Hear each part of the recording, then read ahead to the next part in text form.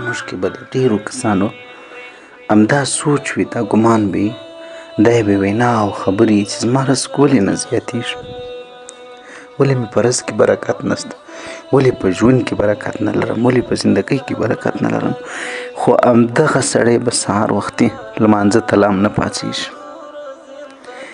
د رزق او د روزۍ او د ژوند او د زندګۍ د برکت چې کومه دروازه ده هغه اوله بېله تړلې. برعکس ډېر چې بیا د سهار لمونځ وکړي، دا ټیم د ذکر و اذکارو دی، دا ټیم د تلاوت دی، دا ټیم یو د داسې عمل دی چې په هغه کې انسان په غافله نه وي.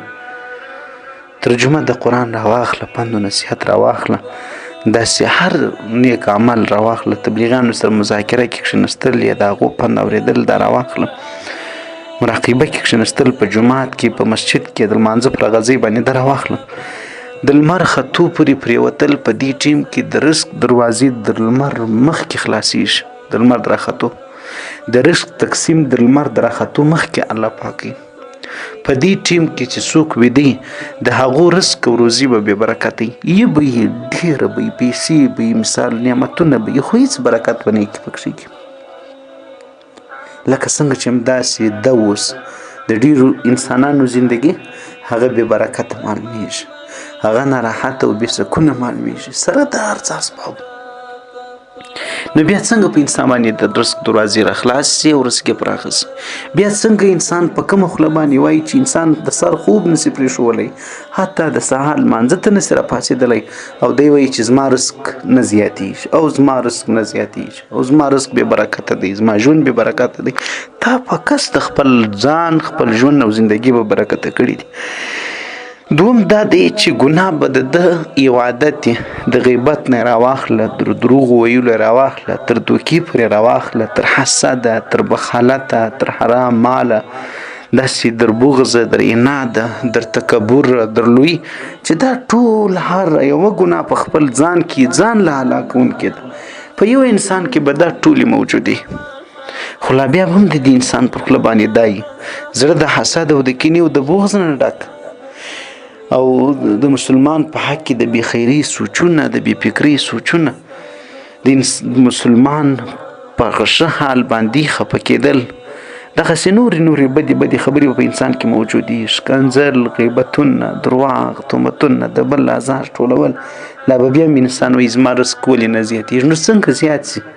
ته په خپله خپل رزق په کاڼو ولې، تا په خپله خپل رزق د پاټکونه اچولي دي، تا په خپله خپل رزق د بې برکتۍ سببونه دي ورته جوړ کړي دي چې چېرته برکت دي نه سي.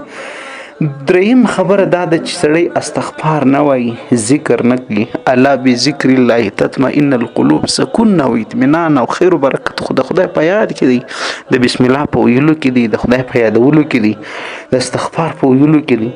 د استغفار په حق کې الله پاک په قرآن عظیم شان کې فرمایي چې تاسو له مانه بخښه غواړئ، زه به تاسو باندې بارانونه، رزق، بچان، د باغو د کلو آبادي دي، دا به ټول تاسو ته در نصیب کړم. خدا دی که رزق غواړي، خدا دی که ژوند برکت غواړي، نو د الله څه بخښه غواړه، خدای یادوه. څلورم دا دی موږ په قصدن خپل رب هیر کړی دی. څومره حق چې الله پاک په انسان لري، پلار دغو نه در باندې لري، مور دغو نه در باندې لري، ښځه دغو نه در باندې لري. زموږ په دوستانو کې موږ له هر یار و دوست ډېر ښه یادي، مالدار شخص زما مثال کاکا دی، ماما مې دی، دا مې ښه یادېږي، دا له موږ نه هېرېږي. خو دا دی چې الله رانه هېر دی، رئیس، مشر، حکیم، ګورنر، انجینر، مثال بل داسې د کورنۍ ملګري او دوستان او یاران د پلاني کلي او کوڅې، دا له موږ نه یو هم نه هېرېږي. خو چې هېر کړي مې دي هغه د الله رب العزت ذات دی، د الله ذات د هېرېدلو دي. څونه احسانونه یې درته یاد کړي دي، فبأي آلاء ربکما تکذبان، کوم احسان یې ستا سترګو ته درېږي.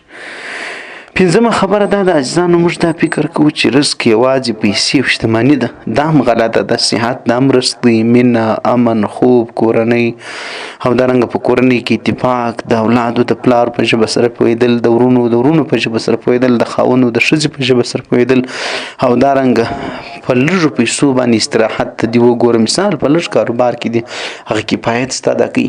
همدغه د سړي لپاره کامیابي ده چې دومره رزق تا ته درکول سي چې ستا ضرورتونه په پوره سي، خواهشات د بادشاهانو نه پوره کېږي. دا ستا کفایت به وسي، ته بل چا ته مجبوره نه سې. بابا خولۍ په څټ کې د شکر دا کښېږده، شکر وباسه. دغه رنګه شپږمه دا خبره په موږ کې شته، موږ شکر نه وباسو، موږ شکر ګزاره نه یو. موږ دا ته ګورو، موږ تاسو ګورئ، موږ شکر نه کاږو. الله پاک پر شکر وعده کړې ده، موږ د ناشکرۍ لاره په مخ اخیستې ده.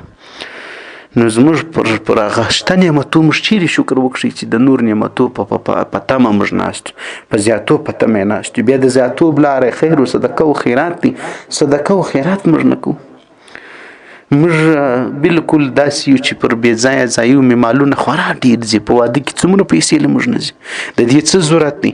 د دې خو ضرورت دی چې مسکین ته ورکړي، د دې خو ضرورت دی چې خپله خور ته ورکړي، هغه غریب وي، خښ ته ورکړي، هغه غریب وي، غریب ته ورکړي، هغه غریب وي، کاروبار د بل د محتاجي یې وساتي، د بل هغه بې کور وي، کور نه لري، هغه واده نه لري. مثال دغسې راواخله، مدرسه ده، مثال د مسکین غریب دی، همسایه دی، بل دی، دا خو حق در باندې لازم دی، خو هغه کې موږ نه کوو.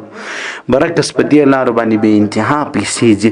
نن د نکروزو شپه ده، نن چشي دی، نن دسمال دی، نن دا دی، نن په دې څونه پیسې ځي، خلک حساب هم نه ورته کوي. په صدقه باندې رزق روزي زیاتېږي. موږ د صدقې نه برغیره چې په قرآن کې الله بد بللی دي، ان المبذرین کان اخوان شیاطین، د شیطانان ورونه بللی دي، موږ هغه لاره په مخ اخیستې ده. نو بیا ته خپل سوچ وکړه چې دا د رزق زیاتېدو لاره ده که د رزق د تنګېدو لاره ده.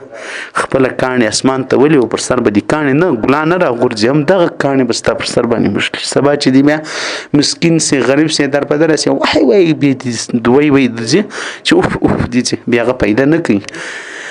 رسول الله مبارک فرمایي چې تاسو په هغه ټیم کې د دې غنیتوب نه ګټه واخلئ چې نون در سره شته. دا نون چې در سره شته دې نه ګټه واخلئ.